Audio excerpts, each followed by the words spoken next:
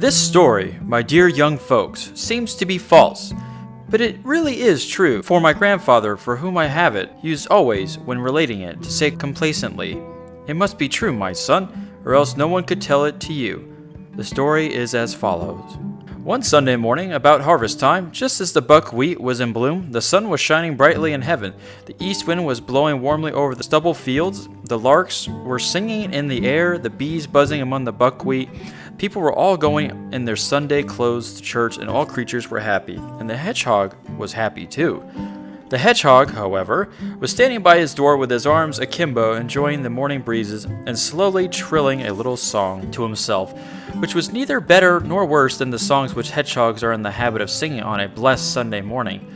Whilst he was thus singing half aloud to himself, it suddenly occurred to him, while his wife was washing and drying the children, he might very well take a walk into the field and see how his turnips were going on. The turnips were, in fact, close beside his house, and he and his family were accustomed to eat them, for which reason he looked upon them as his own. No sooner said than done. The hedgehog shut the house door behind him and took the path to the field. He had not gone very far from home and was just turning round the sloe bush which stands there outside the field, to go up into the turnip field, when he observed the hare, who had gone out on business of the same kind, namely, to visit his cabbages.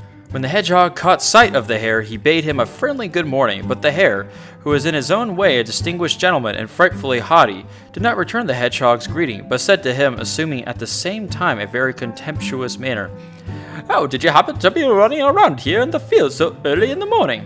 "I'm taking a walk," said the hedgehog. "A walk," said the hare, with a smile.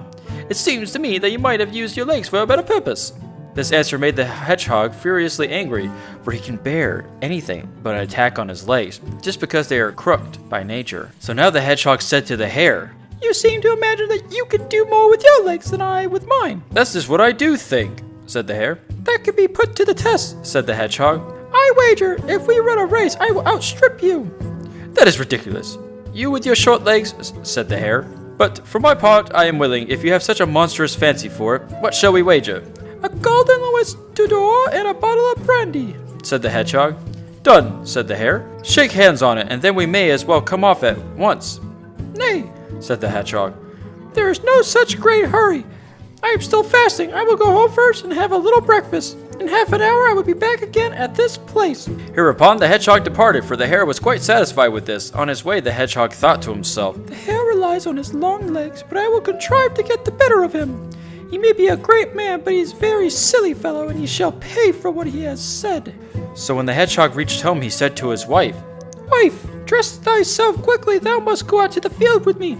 "What is going on then?" said his wife. "I made a wager with the hare for a gold Louis d'Or and a bottle of brandy. I'm to run a race with him, and thou must be present." "Good heavens, husband," the wife now cried. "Art thou not right in thy mind? Hast thou completely lost thy wits? What can make thee want to run a race with the hare?" "Hold thy tongue, woman," said the hedgehog.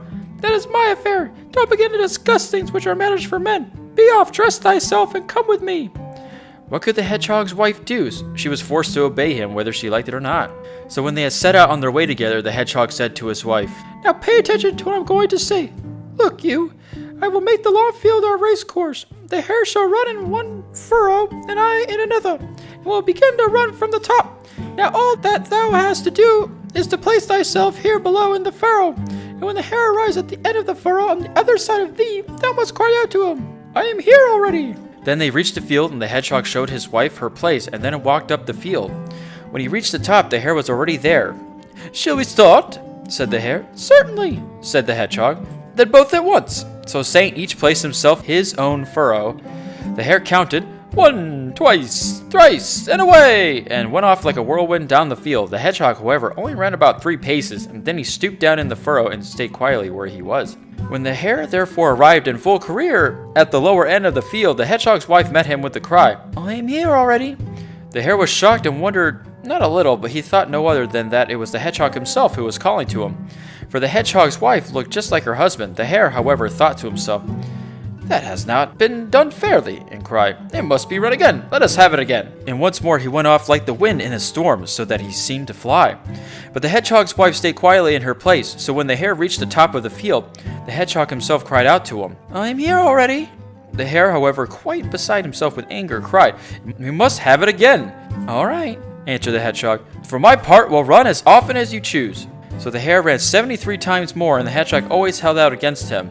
And every time the hare reached either the top or the bottom, either the hedgehog or his wife said, "I am here already." At the 74th time, however, the hare could no longer reach the end. In the middle of the field, he fell to the ground, blood streamed out of his mouth, and he lay dead on the spot.